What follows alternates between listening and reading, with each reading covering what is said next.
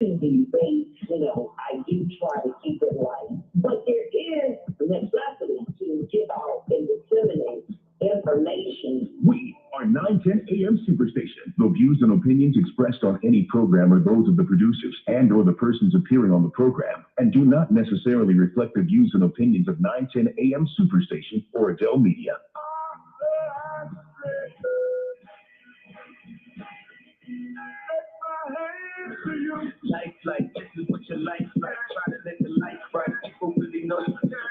And we're back. And we're back. Skip had tried to call back in and I guess, I don't know, the service or whatever.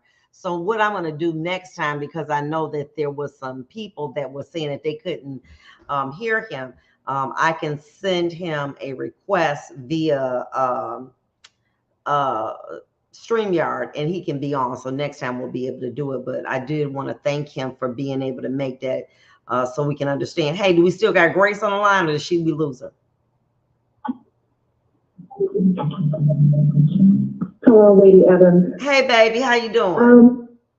I did enjoy the information that was given out, and maybe he wasn't heard on purpose because he was giving gold out. Okay. All freely. It was wonderful. I am actually on the other side. I am glad that Craig is not on it.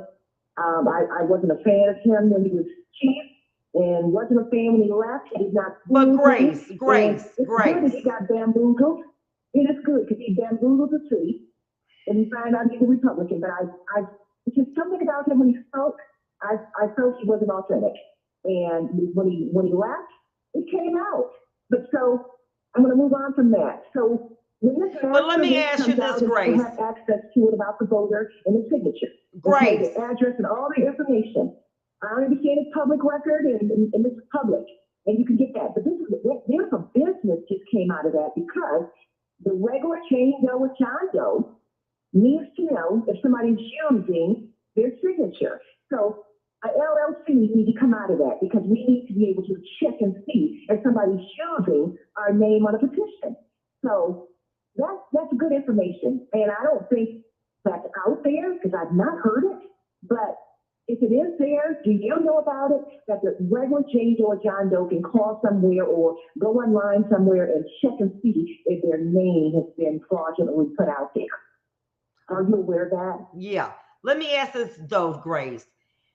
Yeah. I know what you're saying about, I wasn't a fan that James Craig went Republican. But don't you think that at least that the process should have been more honorable? I mean, then for somebody sitting around here getting paid all that money and then, hoodwinked them. I mean, what do you think about, I'm just curious.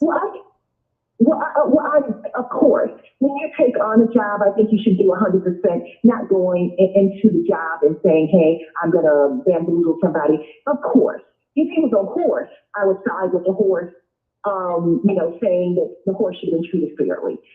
Just as being James Craig, I just can't shed a tear. I really can't. I can't shed a tear. I actually smiled.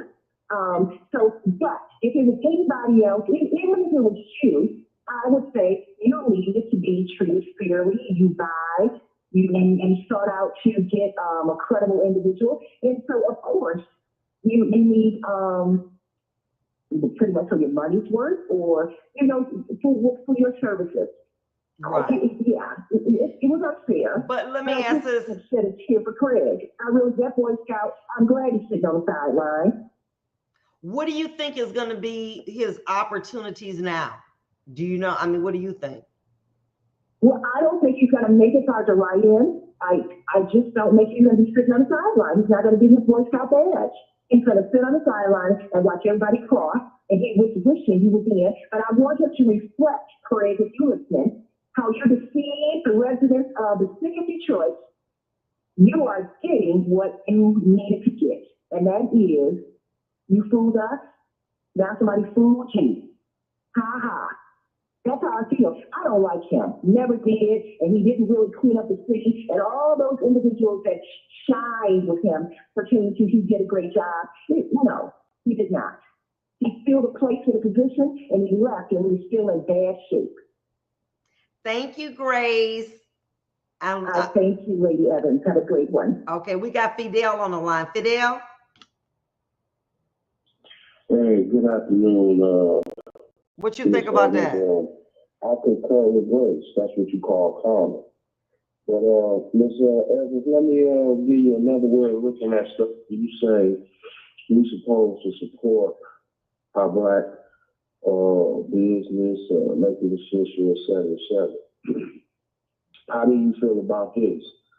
A case starts in Highland Park. Region office will give you $50,000, no 10%. And you've never been in trouble before. You work for the city. You got your home there in Highland Park, and she still gives you that. Then you get down to 36th District. A black judge binds you over to Frank Murphy. You got one of your charges is a gun charge. There is no gun, no evidence of a gun. No one sees you with the gun, but they don't drop it. And then after 8 months of losing your job, home, car, and your own personal business, a white judge said, Mr. Fidel, I don't even know why you was here. Get out of here. And then this happens over and over again. Even when you're talking about voting, most people say they blame it on lower voter turnout. But no one holds the black elected official, crooked or not, accountable. How do I vote for Kay Evans when she said we don't need no African child? How do I do vote and then Andre Spivey, pastor, crooked? What do you say to that, Ms. Evans? Well, first of all, let me say this to you. Those are examples of, I think that's the minority, not the majority. I think that when you go to get a lawyer and they don't give a damn about you and you get what you pay for, unfortunately, you get railroaded. As a former judge, I have seen guilty people go free and innocent people go to prison because they didn't have a good lawyer that gave a damn about them.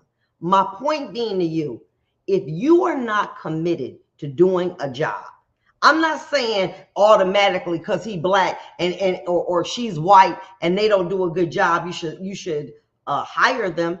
Heck no, of course not. I'm saying to you, is it wrong for us to say, well, I have a need. I want to see black businesses that are qualified to do this, and I will choose from them. But automatically, there are people that make assumptions. Well, if you get a serious accident, you got to call a white lawyer because black people, they can't get no money for you. But if you black and you charged with a crime, go get you a black lawyer because that's all they know how to do. We're stereotyping people. And what we have to do, especially I believe, as black people, and let me say this to you, as Thurgood Marshall said, what's the difference between a black snake and a white snake? None, they both bite. So if a person is not about something, you shouldn't elect them. But here's the situation, follow along. People say, oh, that's their name. The hell with their name. What is their commitment in the community? But y'all, time and time, she pretty. She got a bad shape. She got that long hair. That don't mean nothing when you are electing someone.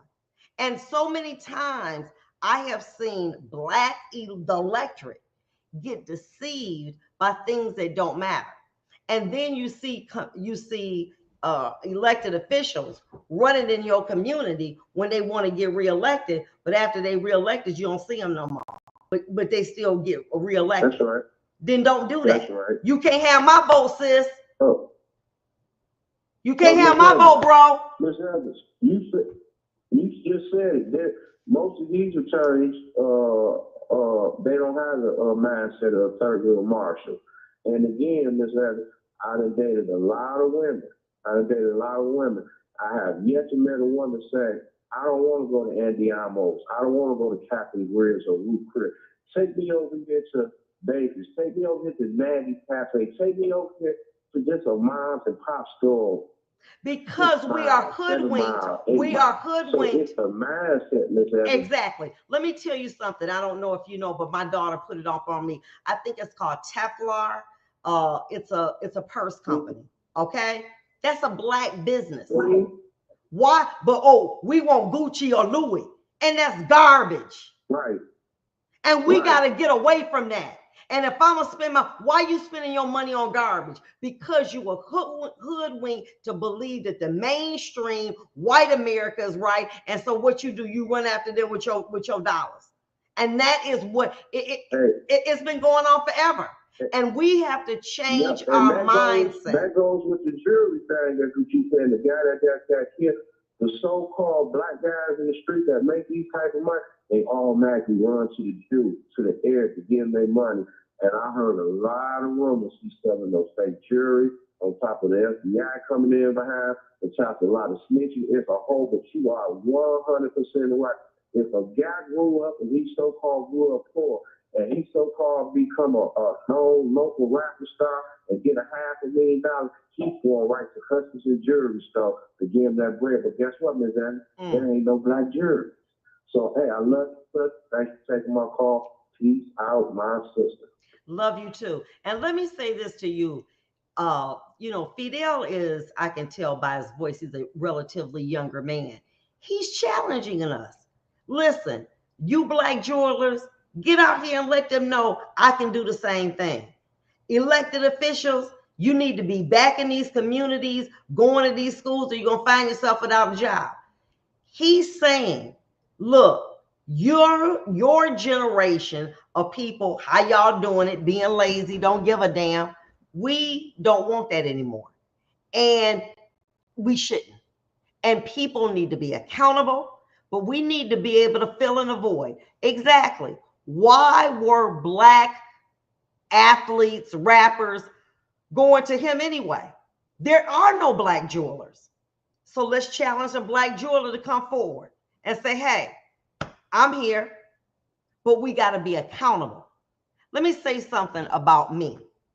Okay, so I mean, anything I'm going to put my back into, if I mess with somebody in my firm, they got to belittle me. They got to give it like I give it. I give it 24.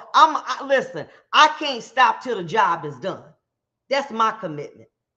That's the same way with Skip Mongo. I ain't going to stop. Not only am I going to pay my circulators, but I'm going to double check to make sure that what they did was right. Why?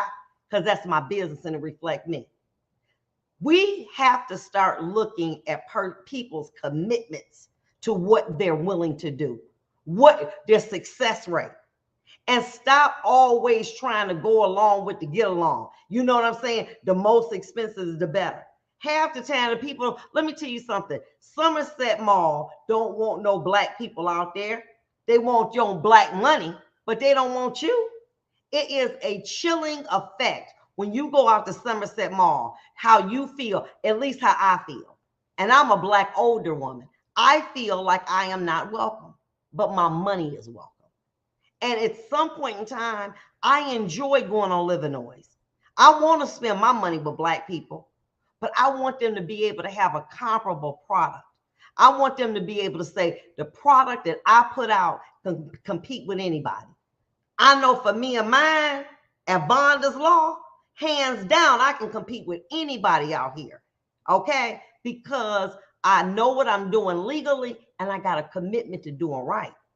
But you all, a lot of people running around here because you see people on commercials, oh, they this, they that, they this, and they don't give a damn about you. And then when you get hoodwinked, you want to come back in a black community all busted up. And now you're saying, look, you know what I'm saying? Can you help me? Well, damn, why couldn't I help you in the beginning? We got to stop doing that. But listen, we're about to talk about the relationship hour. Only got a couple minutes, but I want to talk about it. We'll be back. Relationship topic.